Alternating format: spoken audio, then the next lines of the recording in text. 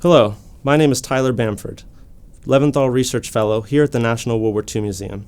And today joining me is Dr. Jason Dawsey, Research Historian here at the National World War II Museum. Today we're going to talk about the liberation of Dora-Mittelbau by the 104th Infantry Division on April 11th. Dr. Dawsey, can you tell me what the experience of the 104th Infantry Division was leading up to their liberation of Dora-Mittelbau? So the 104th Infantry Division has a fascinating story in its own right, Tyler. It's a unit that trained mostly in the Pacific Northwest, and so it earned this nickname, the Timberwolf Division. And by the time it's ready to ship out in 1944 for combat in Western Europe, it's under the command of Major General Terry de la Mesa Allen Sr., known as Terrible Terry to many of his men. And the unit has a long history, really some 200 days of combat. It lands in early September 1944. It sees some action connected to Hurtgen Forest, fights in Belgium and the Netherlands, and part of that time it's actually fighting with British and Canadian units, and then gets pulled back to the First Army, American First Army. It does basically defensive fighting from the time of the Battle of the Bulge, late December 1944 into February 1945. And then once things go on the offensive again for the United States, it's involved in taking the great German Rhine city of Cologne. And then the following month is involved in the Ruhr Pocket offensive, where the Americans surround an entire German army group. So the division has a long record of combat before it gets to Dora-Mittelbau, and then it sees something that is absolutely horrifying. So when this veteran division comes upon Dora-Mittelbau, what is the scene that greets it? What is exactly that these veterans what is it they see?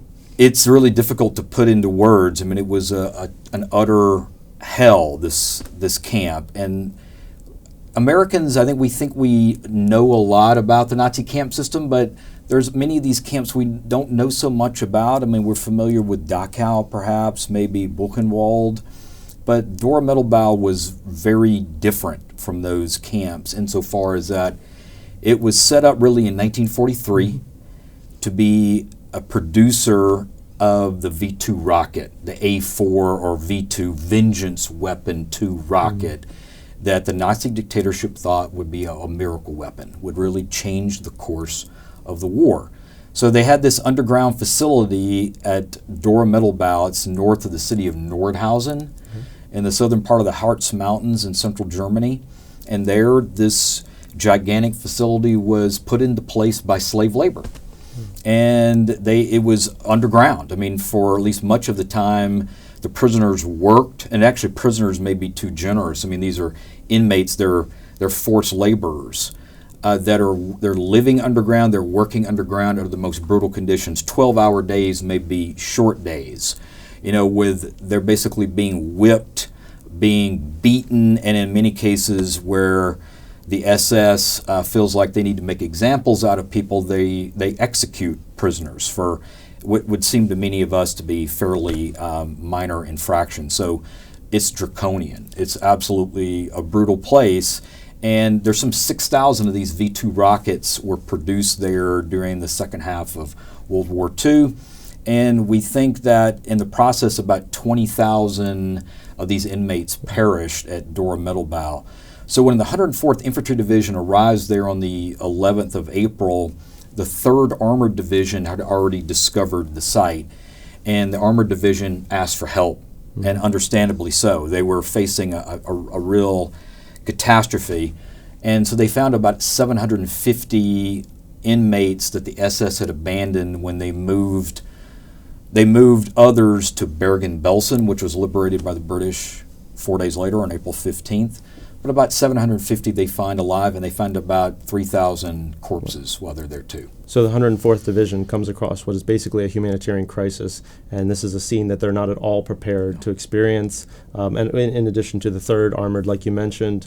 So what is it that these veterans, could have done at that time? What is it that they would have been doing? They really do swing into action, and the first thing is to get as much medical care as possible for the survivors. Many of them are emaciated. There's disease and just maltreatment. There's really a series of factors that had added up for the men that are there. And these are men that, by the way, are from all over, from the Soviet Union, from Poland, from Czechoslovakia, from France. Some cases they had been people in the resistance. Others had people who had, quote, criminal backgrounds that are brought there. They have different backgrounds, but had come together in this sort of polyglot universe that the SS created underground there. And so the men of the 104th are just doing what they can do, and it's really on the fly. Everything they're doing is with as much urgency as they can, and it's amazing, in fact, what they're able to accomplish given the circumstances. Mm-hmm. It's also worth noting, too, that the 104th, like many American units, they do not allow Germans in the surrounding area to pretend they didn't know about the camp or that what had gone on there, that they could simply pretend or ignore it. So they forced many of them to come in and bury the dead. Wow. It's important to remember that the Dora-Mittelbau was one of thousands of concentration camps and work camps all throughout Germany, and that even though many Germans feigned ignorance, these camps were everywhere from rural isolated areas to the suburbs of major cities. Now, the 104th Infantry was one of 36 divisions that the United States Holocaust Museum has identified as Liberator divisions, and it's important as we come upon the anniversary of victory in Europe that we remember these liberators and the liberated at the same time.